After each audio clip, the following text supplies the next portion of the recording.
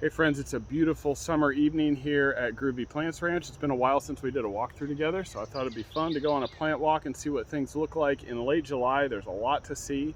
Really quick, Monday is Christmas in July here at Groovy Plants, so we're gonna release a ton of new stuff, a lot of new house plants, lots of pottery, and of course, the whole place is rocking right now. So save the date, Monday, should be fun, and everybody that buys anything on that day gets one of our really cool little hippie van ornaments for free. So it's just a fun thing we're doing. That's coming up, but I'll take you on a walk now and see and let you see why you should visit this weekend if you can. So first up, as you walk into the ranch, you'll see this huge Monarch display. So we just threw this together to make this easy for everyone, but I don't know if you've heard, somewhat disturbingly, sadly, the Monarch butterfly has now been officially listed as an endangered species. So we went ahead and put this right up front. These are gorgeous plants, all different types of milkweed. If you're interested in feeding and hosting monarchs in your garden, we made it easy for you. So here's the first thing you'll see.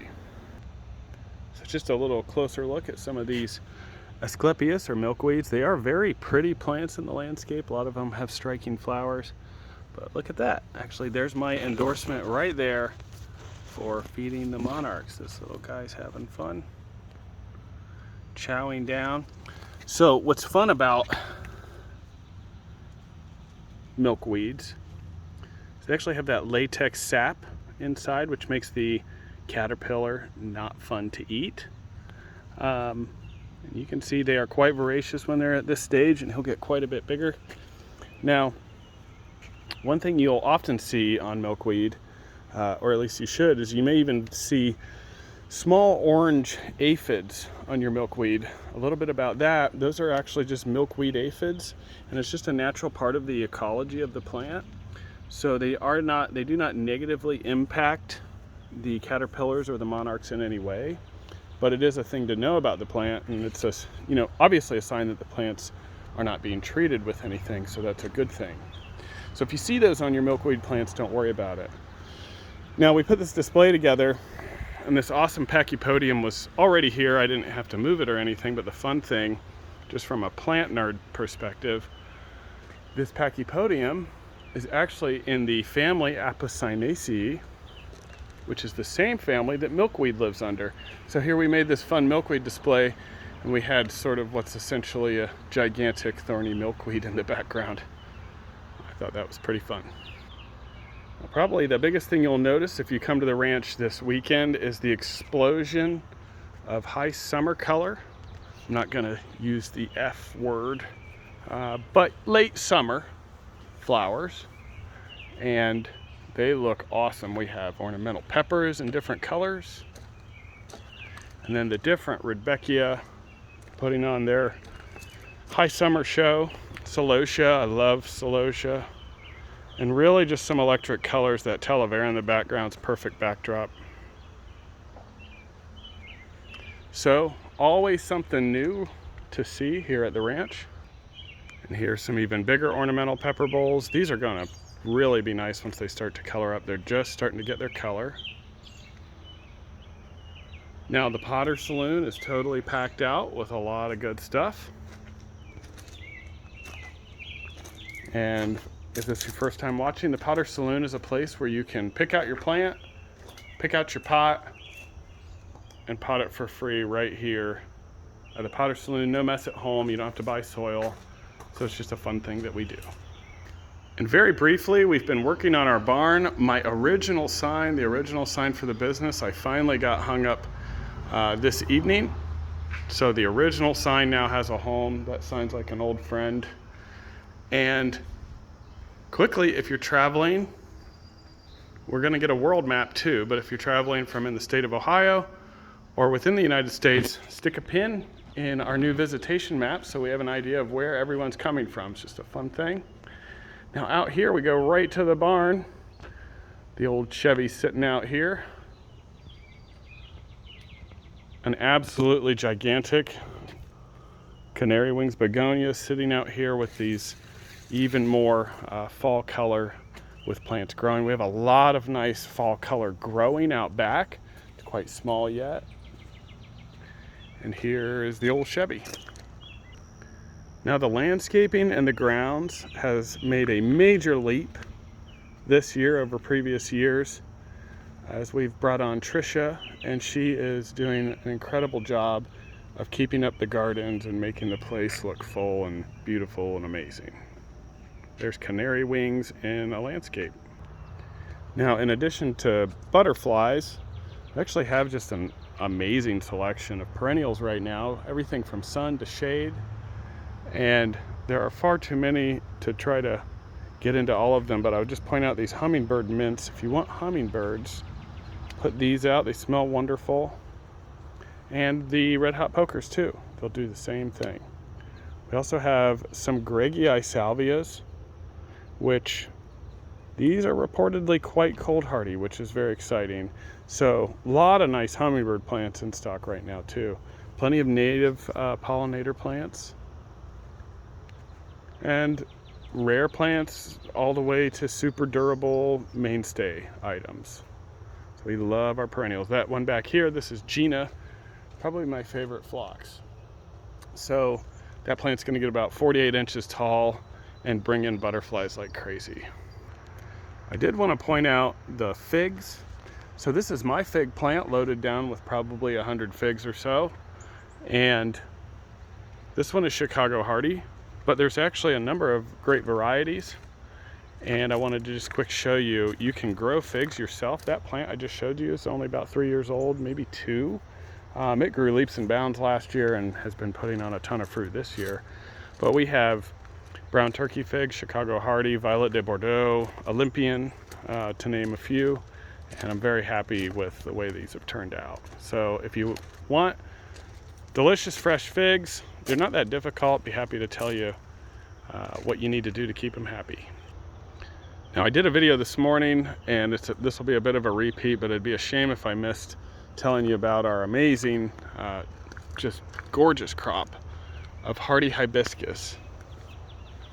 And you can see there's not much color out here because as soon as they bloom, they sell. But these are dinner plate hibiscus is what they're called, because their blooms really are quite gigantic. And the blooms are getting a little old for the day, but you can see there's an example of that really bright, almost magenta color.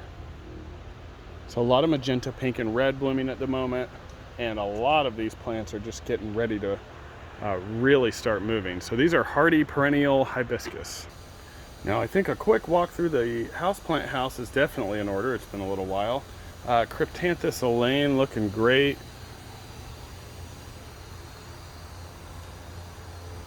And a number of really beautiful plants.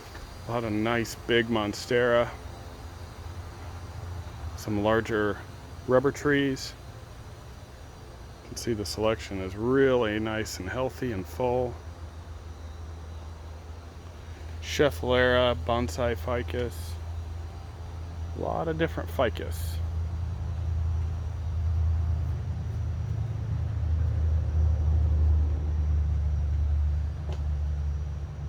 And we've got it pretty full. There's a few holes here and there. Polka dot plants. And then our rare plant selection with one of my favorite ficus of all time. That's the variegated saber ficus. Money trees.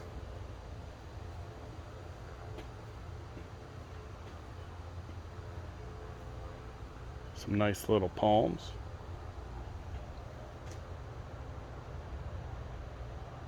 And more of this stuff coming out for Christmas in July as well. Down through this side, Venus flytraps back in stock, and then some very nice different peperomia. Really nice peperomia. One of our all-time favorites, Calissia bianca, cute little plant. Some very nice orchids. A lot of great mini tropicals if you're looking to do a small terrarium or something like that. Some streptocarpus in different colors. They're quite nice. Glad we grew those this year. Calathea, rattlesnake calathea looking great. A lot of different pothos. Some nice begonias. Here's begonia conchifolia. That's super cool. Some other really nice selections. A little bit of everything.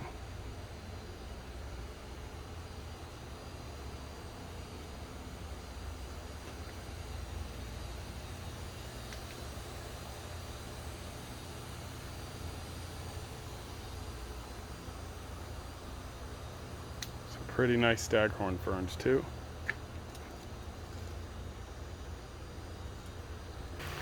And the houseplants continue down through the Atlas greenhouse. Just a ton of nice stuff. Snake plants galore. Whale fins, variegated whale fins, copper tone. Some very, very nice string of hearts right now. If you're looking for a nice string of hearts, we have them. And some really nice string of pearls too. Also the quill plant looking good. And a whole giant group of awesome monstera. Some other large plants if you need a large plant for home or office. I really like these totems. Been out of these for a while, they look nice. And pottery in here too. A lot of pottery in here, so you could even pot in here if you wanted to. And of course the succulent house is always looking amazing. An abundance of different ripsalis, which make great hanging baskets. They're really unique. A lot of cool collector stuff too. Inventory in here looks good. So there is a lot to see.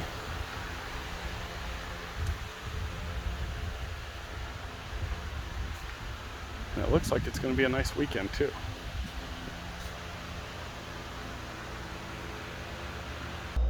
Now really quick, I'm not going to go into detail, but I did want to give you a quick sneak peek of some of the things you might see at Christmas in July. Just a sneak peek.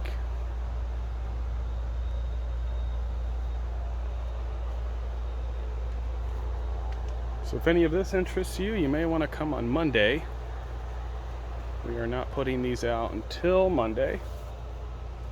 But it should be a pretty fun event, and we're gonna have a lot of nice stuff out. Should be pretty fun. Now while we're back here in the back range looking at those plants, I thought I'd quick show you. Here are our aloe hybrids that we're growing out, but that's not really what I came in here to show you. This is an empty greenhouse that we are retrofitting right now. Larry's been working on this every day, and we're putting in what's called a boiler system and a mist system. So in this greenhouse, for the first time ever, we'll have a fully operational propagation mist house where we can much easier propagate and grow out more and more plants. This greenhouse alone will easily support everything we need from a plug standpoint, so that's very exciting. So I just thought I'd show you the progress here, our new prop house. And with that, I'll let you go. I hope you join us this weekend. If not Monday, I guess come this weekend and this Monday if you want.